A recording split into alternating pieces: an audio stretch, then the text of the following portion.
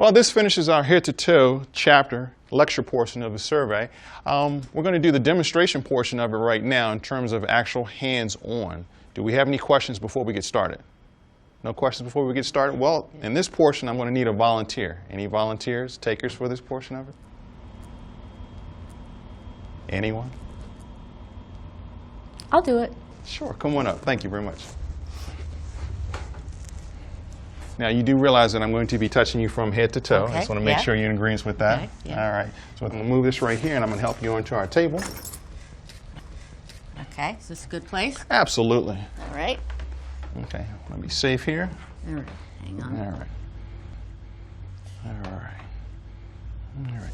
So I'm going to use our gloves in terms of our personal protection with regards to assessment. This is covered in your chapters. And again, I'm going to be doing a head-to-toe survey with regards to checking for swelling, bumps, bruising, and any type of deformities. Okay, this is part of the assessment skill that will help us determine or gather any more information with regards to the injuries and extent of injuries of our patient.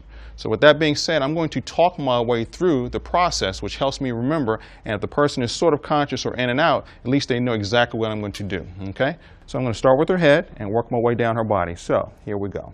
Okay, I'm going to touch your head right now, see if I find any bumps, bruises, or deformities, any bleeding or anything like that. Every now and again, pulling my hand back to see if I find any bleeding or any fluid on my hands.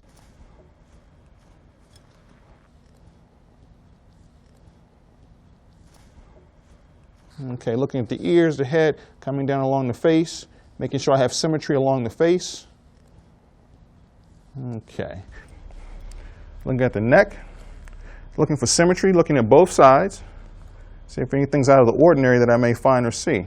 Checking the back of the neck, make sure you reach all the way around, because at one spot you miss, it may be something that's very severe.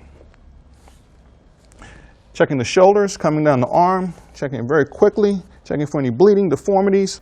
Every now and again, pulling your hands back, looking at your patient. Okay, walking around the side. Now, this is very important because you do not want to reach over the person, okay, or slip, trip, or fall on top of the person, which will make it worse for the victim. Checking the other side as I did before. Okay, walking around the other side. Okay, continuing on with the chest, coming right down.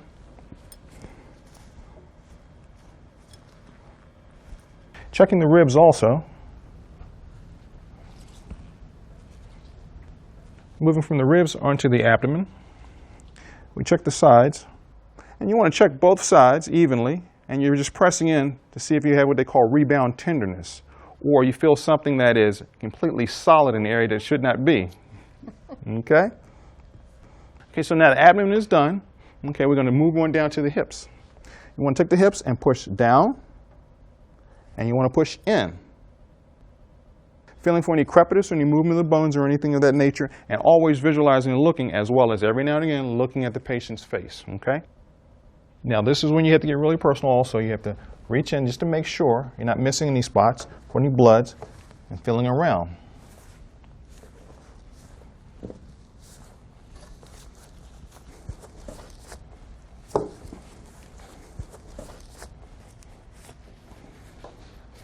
Okay, took the sheet off.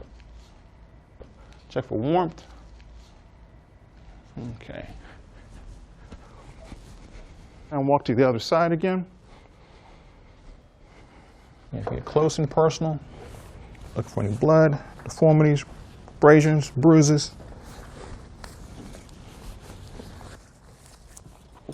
Okay. Check for warmth and movement. Crepitus and movement. Okay, so we've done a head-to-toe survey, and the last thing we want to do is check the back. This generally requires two people in order to assist in terms of moving the patient, because you may assume that the person has a neck and back injury. So you would take the arm that you've already checked, okay, and move it up over the person's head. Okay. And as a unison, we'll roll them towards me to make sure I'm in control of her at all times. Okay, keeping her head and neck back straight, roll towards me. I have her.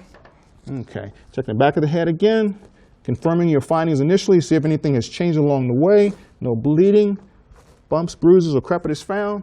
Roll back off. No deformities. Lay her back down. Position of comfort. Probably cover her up to give her some decency and keep her warm. And something to consider along the way as you're doing this is to, if she had glasses on or something like that, to give them a sense of security, make sure the glasses go back on the person, just to make sure. And one of the last things you want to note is you have to document any findings that you may have. Do we have any questions?